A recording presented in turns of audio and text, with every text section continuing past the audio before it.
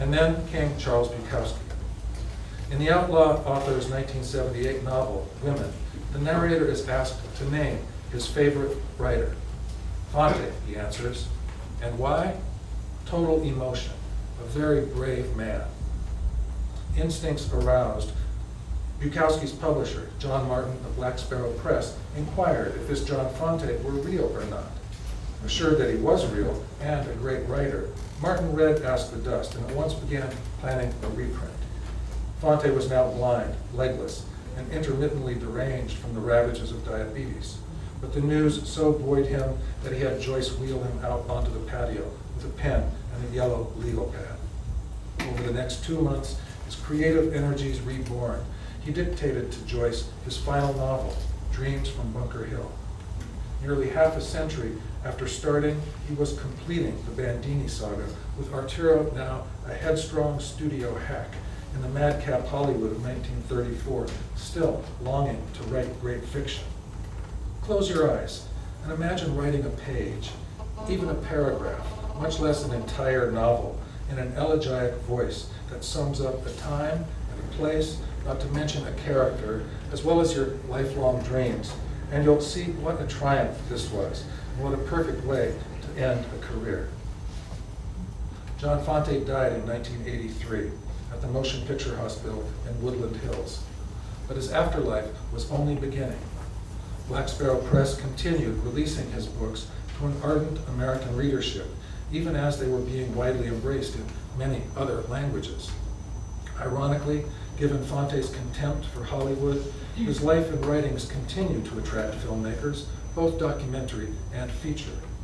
And though he is yet to be canonized by the Norton Anthology of Literature, who's to say what may happen as critical recognition forges ahead and his influence on young writers endures. Meanwhile, the city of Los Angeles has come through with its 2009 dedication of John Fante Square at the historic foot of Bunker Hill in front of our beautiful public library. On his way to that library in Ask the Dust, Arturo sings, "Los Angeles, come to me the way I came to you." Well, our prodigal city has come back to John Fante and will keep coming back as long as it remains built on dreams and desires and in need of its own special guardian spirits. Which brings us back with added urgency to the question of Fante's provocations. How is it that the story of his life and the life of his stories can push some of us into a mode verging, frankly, on the hagiographic, all that patron saint stuff, if not outright blasphemy, Fante was my God, and so forth? Well, for one thing, if I'm reading it right, there's the outsider effect, the way that being marginalized, beyond settled lines, can lead to overcompensation. The cultishness of cults, we might say, with the extra fervor that results from the us-them dichotomy, where the us constitutes an initiated, if not quite anointed, minority. I suppose this is related to the hypnus factor, the grooving on the object of this or that relatively private enthusiasm that others live in ignorance of, or worse, just don't get. We get it. We can point to the lyrics where Sheryl Crow or the Red Hot Chili Peppers sing Fante's praises, or we can pop in for a beer at the Skid Row Dive Bar, the King Eddie Saloon, at the corner of 5th in Los Angeles, where in Ask the Dust, Arturo gets hustled by the tubercular bottle blonde. We get it. And so taste shades into virtue, and virtue is, well, virtuous. But who more virtuous than the saints in whatever heaven we may project, to whom we can turn with our need to identify and our desire to be like them, to have a life of our own that paradoxically someone else has already lived, but lived better, more deeply and fully, and who thus can stand now as our model in life, and yes, imperfections aside, as our very own uncanonized patron saint. And you don't even have to be Catholic. The guy who first called John Fante the patron saint of LA writing was Jewish novelist and screenwriter Michael Tolkien, author of The Plague, The Rapture, and so on. Which is to say that just as there's a patron saint for pretty much everybody, alcoholics, acrobats, spelunkers, sleepwalkers, so too can everybody who wants a patron saint have one. And so, a patron saint for Los Angeles writers? Indeed. And why not for readers, too? To be clear and a little more serious, I'm not saying that the intensely positive and personal reactions inspired by Fante's work result only from overcompensation or the need to belong to a secret society of those who know. Far from.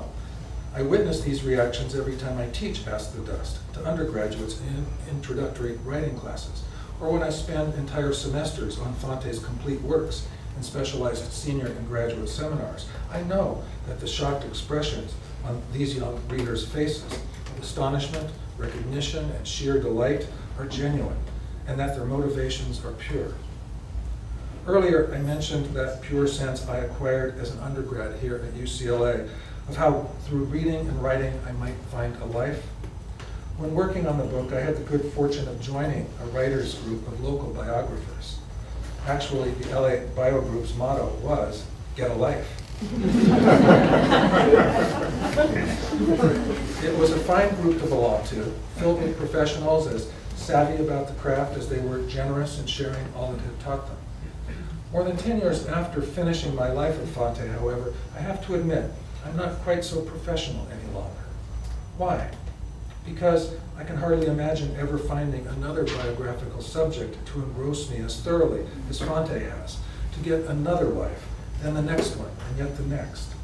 No, not a professional, but an amateur again, as I was when I started out, an amateur in the root sense of the word, from the Latin amare, to love, one whose primary motivation is not money or duty or even pride in doing a good job, but love. From the age of 24, I loved Ask the Dust in a way I had never loved any other book.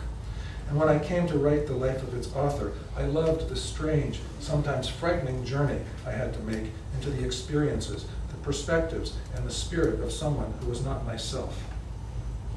Richard Holmes, the great romantics biographer of Shelley and Coleridge, has spoken of biography as both a pilgrimage and a haunting, an act of deliberate psychological trespass, an invasion or encroachment of the present upon the past and the past upon the present, and a continuous living dialogue between biographer and subject.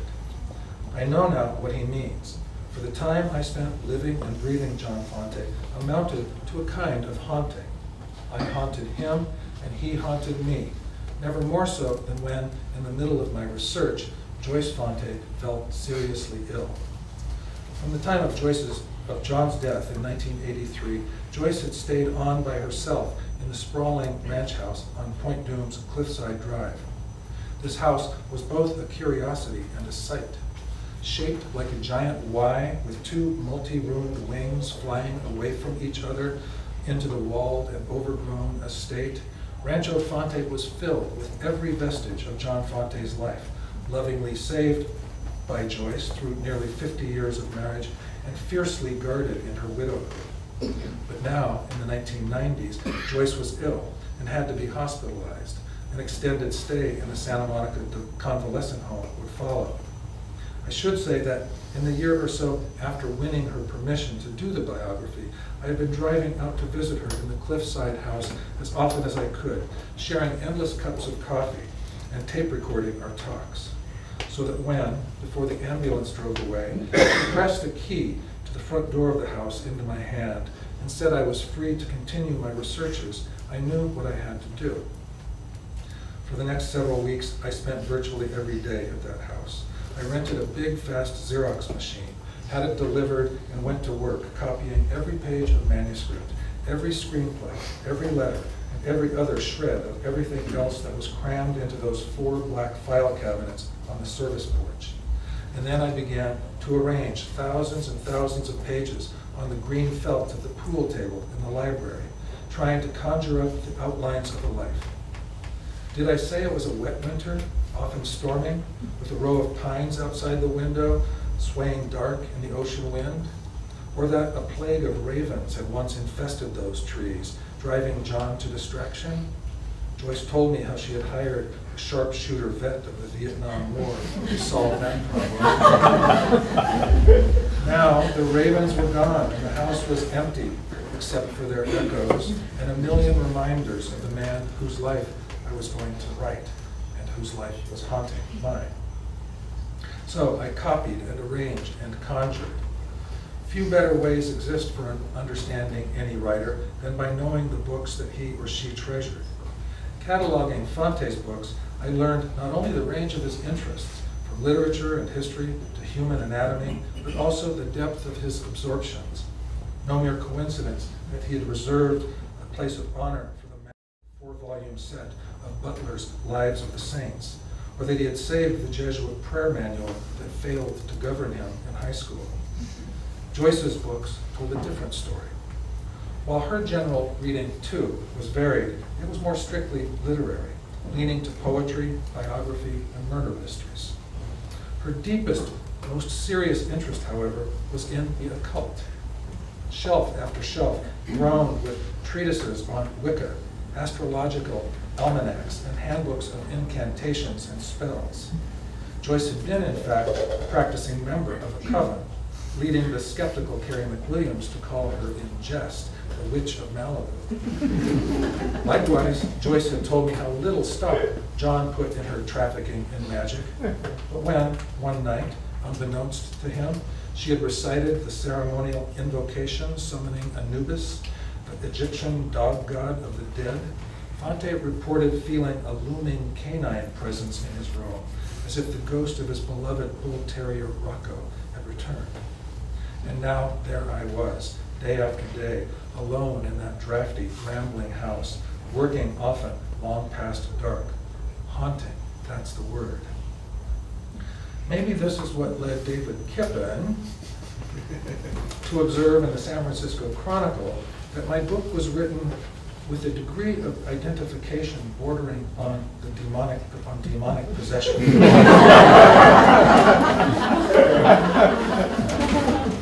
My favorite repeat. David meant that in a nice way, I think. And of course, the demon trope is apt, given all the saints and spirits and gods and monsters that animate the thing. Less spookily, a candid biographer will admit to a couple of the art's dirty little secrets. One, that any biography is also in some degree autobiographical, and two, that biography is the novel that dare not speak its name. Just as Flaubert declared of Madame Bovary, c'est moi, and John Fante said of Arturo's creation, it's me, so too does the biographer transmute the thought and the time and the passion of his or her life into the imagined life of someone else, all the while honoring the discipline of fact. There's nothing paranormal about this exchange of selves, as we might call it. Rather, it's a process that's thoroughly existential, a scholarly mode of production that takes certain raw materials, documents, interviews, photographs, etc., and through the sweat of the biographer's brow and a willingness to sympathize, turns them into something new, a book. At the same time, it's also an aesthetically creative process, inasmuch as shape and tone and rhythm and pulse are as important to biography as they are to the novel. It's a process, in short, both scholarly and creative, its unidentical twin aspects inseparable. But so, there I was, in that haunting house, sifting through reams of paper, searching for the narrative line of a life. I remembered how, in his preface to the Black Sparrow reprint of Ask the Dust, Charles Bukowski had described discovering the novel in the downtown Los Angeles library as a moment when he felt like a man finding gold in the city dump. Surrounded by John Fante's writings, the original pages that had passed through his hands, I felt as if I had stumbled into the lost gold mine itself, as I discovered nugget after nugget, unpublished manuscripts that, for all I knew, were being read now for the first time by me. And as if I weren't already haunted enough, among these manuscripts, I found a ghost story, the case of the haunted writer. In this story, the narrating writer of the title buys a house where the previous resident has died, a man by the lugubrious name of Coffin. No sooner does the writer move into the Coffin house and tries to start writing, however, than he discovers he can no longer find the words. While his wife redecorates, he slides into deepening paranoia. He purchases a handgun for protection against the noises at night, but even then he cannot escape into sleep. I lay in the bed of a dead man, he tells us, felt the curvature of the mattress that had once pressed against his body, and stared at